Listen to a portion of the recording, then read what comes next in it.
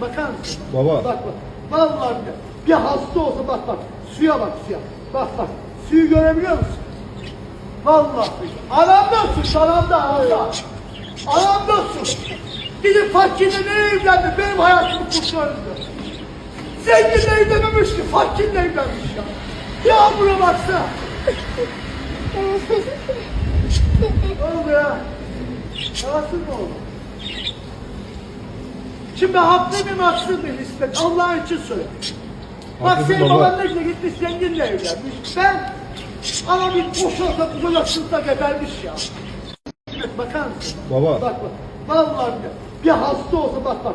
Suya bak suya. Bak bak. Suyu görebiliyor musun? Vallahi. Anam da sus. Anam da anam. Anam da sus. Gidip fakirle ne evlendi? Benim hayatımı kurtardı. Zenginle evlememiş ki. Fakirle evlenmiş ya. Yağmura baksana. Ne oldu ya?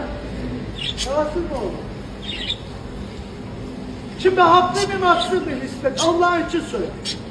Bak Haklısın senin baba. baban ne güzel gitmiş zenginle evlenmiş. Ben ama bir boş olsa kocasında gebermiş ya.